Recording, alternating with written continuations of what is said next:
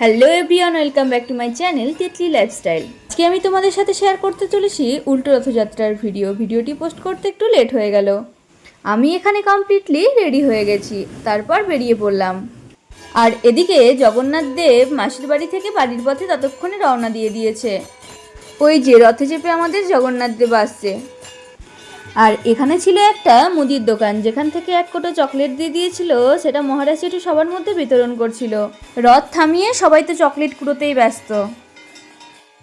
তারপর আস্তে আস্তে আমরা সামনের দিকে এগিয়ে গেলাম। আর সামনে এসে এখানেও একটা মুদির দোকান থেকে এক প্যাকেট চকলেট পেয়ে গেল, নিয়েই তো বিতরণ শুরু। সবাই তো সেই মজার সাথে চকলেট কুড়োচ্ছে।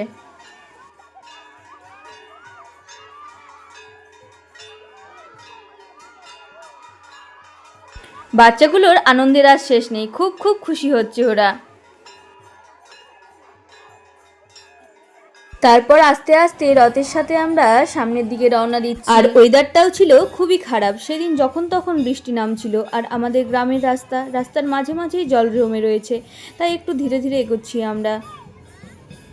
আমি তো তোমাদের আগেই জানিয়েছি সোজা রথযাত্রার ভিডিওতেই যে এটা আমাদের গ্রামের শেষ প্রান্ত। তো এখান থেকে রথটা ঘোরানো হচ্ছে। আর হ্যাঁ, সোজা রথযাত্রার ভিডিওটি যারা এখনো দেখোনি তারা অবশ্যই গিয়ে দেখে এসো, আমি ডেসক্রিপশনে লিংক প্রোভাইড করে দেব। রথটা আমাদের ঘোরানো হয়ে গেল। আর এখানেও ছিল আরও একটা মুদির দোকান, যেখান থেকে মহারাজ জেঠু চকলেট চেয়েই নিয়েছিল দাও বলে।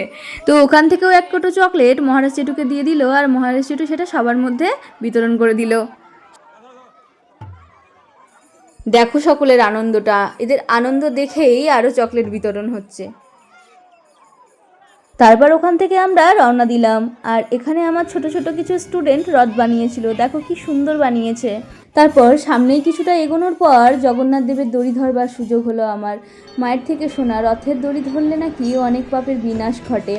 বয়সটা অল্প হলেও পাপটা তো আর প্রতিনিয়ত কম করছি না, যাক ছাড়ো, এসব নিয়ে কথা না বাড়ানোই ভালো।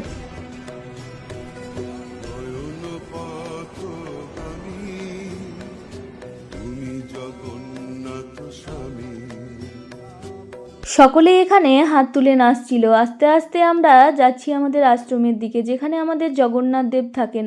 আর এখানে একজন জিলিপি মিষ্টি বিক্রি করছিল।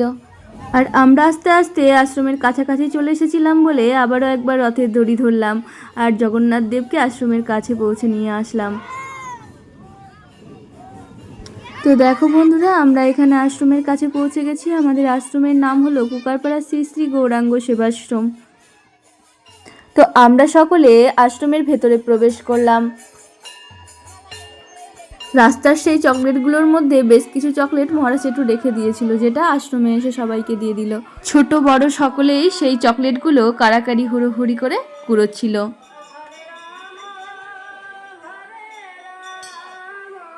আজকের মতো চকলেট কুড়োনো এখানেই শেষ হলো।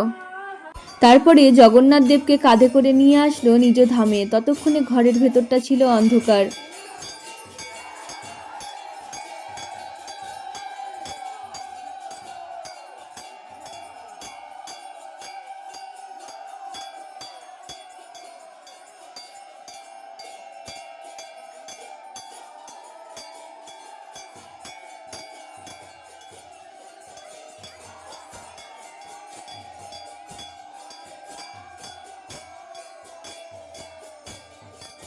তারপর জগন্নাথ দেবকে আসনে বসিয়ে ঘরের লাইট জ্বালানো হলো, আর বাইরে হচ্ছিল নাম সংকীর্তন।